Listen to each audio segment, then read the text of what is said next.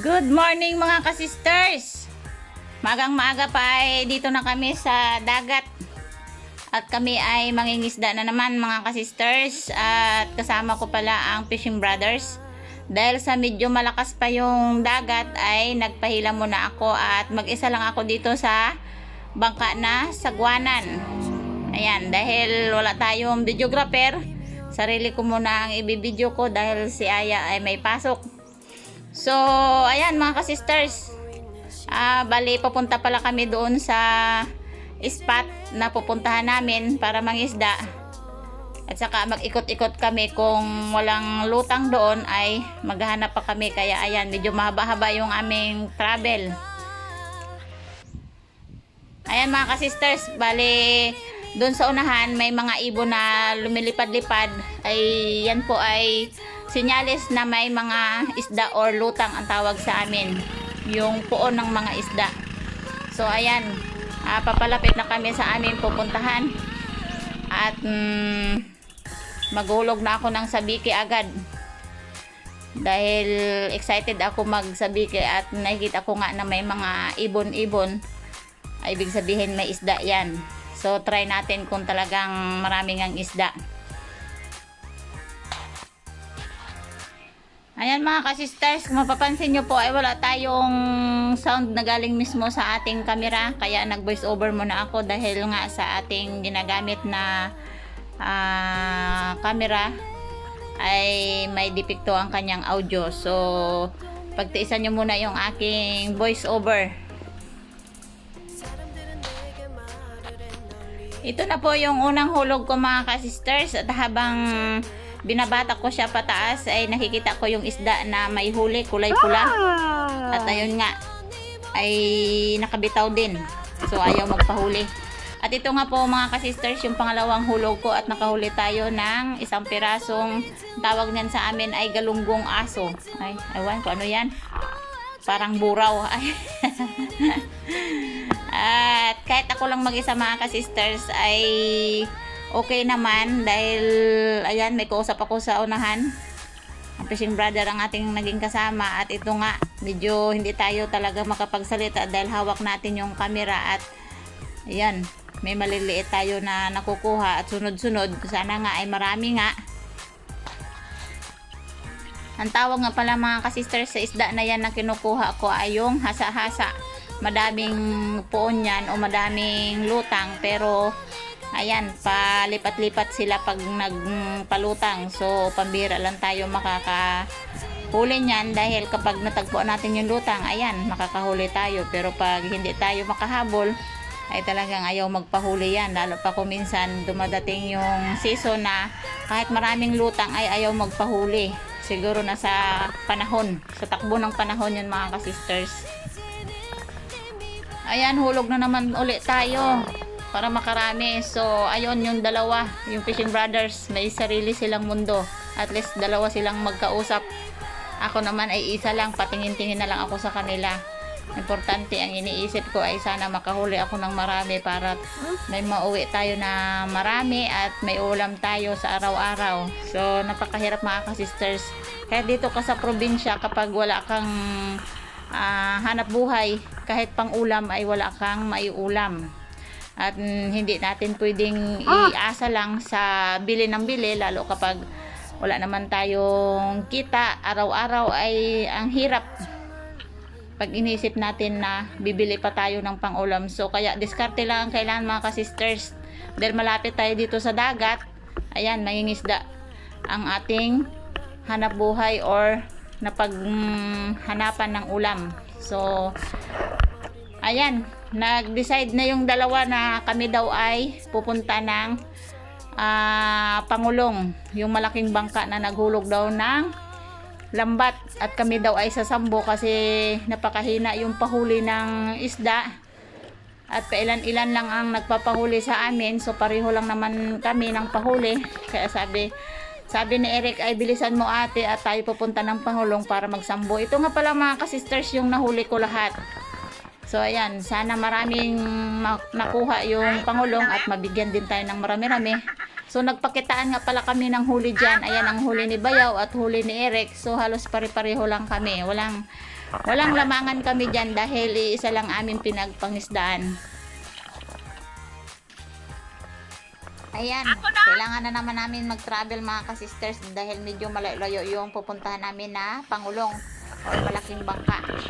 At ito nga, sa malayo pa lang ay natatanaw na namin na talagang binabatak na nila yung lambat at katatapos lang nilang maghulog. So, ang tawag din sa amin ay papandawin na yung isda at sana nga ay marami. So ito mga ka-sisters, kailangan ng Fishing Brothers na kumabit doon sa malaking bangka para makikihila din sila ng lambat dahil ang proseso mga ka-sisters ng pagsambo ay kailangan mo din na tumulong sa kanila o maghila ng lambat para at least hindi naman nakakahiya na humingi o magbigay sila ng isda na tayo lang ay tatanggap na walang naitulong. So ayan, yung dalawang Fishing Brothers ay andoon sa Pangulong at nakikihila sila ng lambat at ako naman mga ka-sisters ay dito lang sa bangka na sagwanan dahil nahiya ako mag-akit doon dahil ako lang mag-isa na babae at puro sila lalaki at ayoko naman na mailang sila sa akin dahil ako yung nakikita nilang prinsesa dyan. Pagkatapos na mabatak yung lambat mga ka-sisters ay uwi na rin kami. At ito nga pala yung nakuha namin doon at binigay ng kapitan ng lambat at pinaghati-hati ko na sa aming tatlo. At ayan, ang bawat isa sa amin ay halos pantay-pantay lang ang pagkahati. So naisipan ko pa na sana idagdagan kay Bayaw. Pero ay ang sabi ay pare-pareho lang daw muna kami at pareho lang naman kami kadami na pamilya. So ito nga pala mga ka-sisters yung sa pink na na nahuli ko at ito naman yung nasambuhan. At mabuti nga nakapagsambo at medyo marami-rami ang nakuha. So ayan, naisipan ko na konti lang muna ang aking lulutuin dahil nga si Han at si Aya ay nasa school at hapon pa sila uwi. So ayan, kukuha lang ako ng pangulam namin dalawa ni Jen dahil dalawa lang kami ang kakain at yung iba mga ka-sisters ay ilalagay ko yan sa freezer para naman pagka umaga at sunod pa na umaga ay may babalikan tayong ulam at hindi na nga tayo bibili. So ito nga, nagdali-dali na ako mga ka-sisters ng luto dahil talagang sobrang gutom na at natanghalian na kami ni Eric ng pag-uwi dahil nga dun sa paghila ng lambat ay napakatagal yun mga ka-sisters. Oras ang bibilangin mo bago matapos ang paghila ng lambat. At ito nga ay naisipan kong napaksiwin yung isda, yung dilis at may halong hawot ang tawag sa amin o yung isda na may kalistis na ginagawang hawot. So naisipan kong gawing paksiw lang dahil pag ang dilis ay napakasariwa, napakasarap naman niyang paksiwin. At ito nga, dahil medyo may bunga pa ang ating kamatisan, ay kamatis ang aking ipapaksiw, sibuyas na may halong suka na niyog. So dali-dali na yan talaga dahil sobrang gutom na. Kunting suka lang. Ayan. Ipabaon ko yun kay Hana at kay Aya sa school. Baon, magiging baon nila kaya ito yung ulam namin ni Jen. Dalawa kami.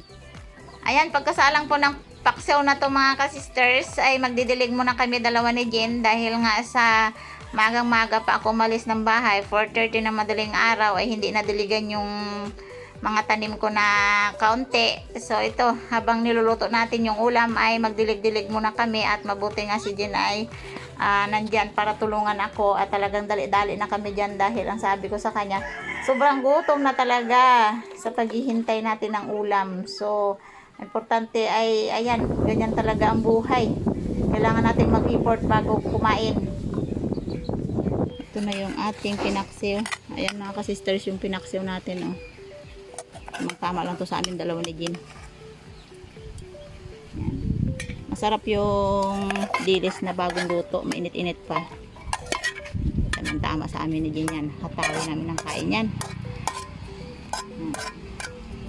Papanibago naman kaming luto pag magdating yung mga bata. Ayan, mga ka-sisters, kain tayo. Bale yung almusal ko ay late na. Tanghali na kaya pinaksiw ang pinakamadaling lutuin. Pinaksiw sa kamatis na may konting suka lang din. Yung suka na ginamit ay yun, niyog.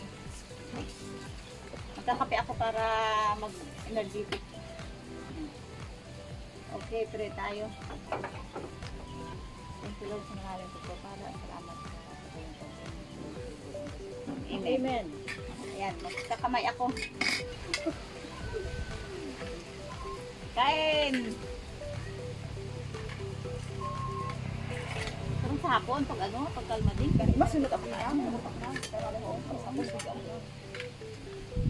kalma din. Yan na, yan na yan. Kakalma ka ina. Pagbangon ka rin po. Patuwa matutag sa ano. Maliliit ang isda. Ano kaya?